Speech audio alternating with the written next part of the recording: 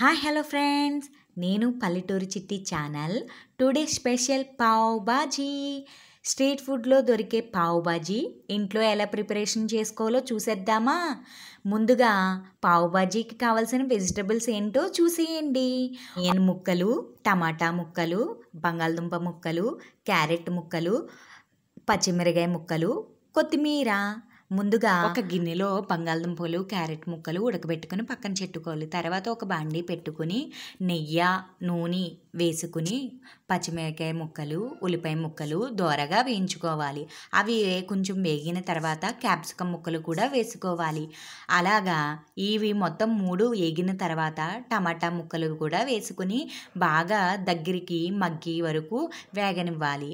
అలా వేగిన దాంట్లో అల్లం వెల్లుల్లి పేస్ట్ కూడా వేసుకుని మొత్తం అంతా బాగా మగ్గేలా చూసుకోవాలి. తర్వాత పచ్చి బఠానీ కూడా వేసుకోవాలి. పచ్చి బఠానీ మేము ఉడకబెట్టుకుని చెట్టుకున్నాం, అవి వేసేసాం. తర్వాత కసూరి మేతి వేసుకోవాలి. కారం, ఉప్పు.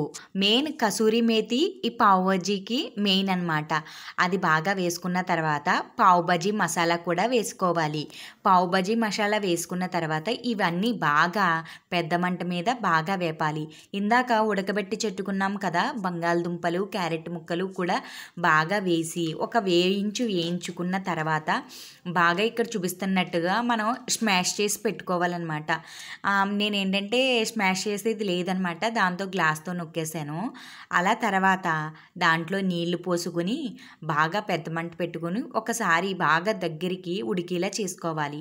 తగినంత వాటర్ వేసుకోవాలన్నమాట. ఇక్కడ చూపిస్తున్న విధంగా వేసుకుని బాగా దగ్గరికి అయ్యేలాగా ఉండాలన్నమాట. దీంట్లో కొంచెం బటర్ కానీ వెన్న కానీ వేసుకోవాలి.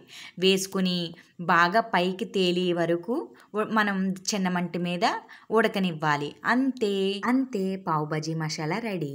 తర్వాత బ్రెడ్ని 2 స్లైసులుగా కట్ చేసి పెట్టుకున్న తర్వాత ఒక అట్ల పానం పెట్టుకుని దాంట్లోని నెయ్యి వేసుకుని బాగా వేడి అయిన తర్వాత కట్ చేసుకున్న బ్రెడ్ స్లైసెస్ ఉన్నాయి కదా, ఆ స్లైసెస్ వేసుకొని పెట్టుకోవాలి. దాంట్లో పావ్ బజీ మసాలా కూడా వేసుకున్నాను, చూసేయండి. బాగా టోస్ట్ చేసుకొని బాగా వేగనివ్వాలన్నమాట. బాగా వేగిపోయిన తర్వాత మళ్ళీ వేరే బ్రెడ్ స్లైసెస్ కూడా ఉంటాయి కదా, అవి కూడా బాగా వేయించుకుని పక్కన పెట్టుకోవాలన్నమాట. అన్నీ కూడా అలా వేగించుకున్న పక్కన పెట్టుకున్న తర్వాత ఇదిగో ఇందాక పావ్ బజీ ఉంది కదా, కొత్తిమీర వేసుకొని దింపేసుకోవడమే. అంతే. ఇలా అన్నీ కూడా బ్రెడ్ స్లైసెస్ కూడా అన్నీ పక్కన వేయించుకుని పక్కన పెట్టుకోవాలన్నమాట. అంతే, బ్రెడ్ అండ్ పావ్ బజీ కూడా రెడీ. చూడండి, టేస్టీ పావ్ బజీ ఇంట్లో ఈజీగా తయారైపోతుంది.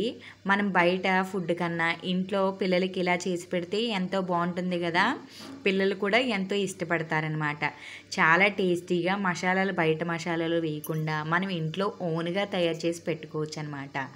అంతే. ఇదిగోండి, ఆనియన్స్, లెమన్ వేసుకుని ఇలా తింటే చాలా బాగుంటుంది అనమాట. అంటే మరిన్ని వీడియోలు తీయాలనుకుంటూ కోరుకుంటూ please subscribe, like, share. Thank you.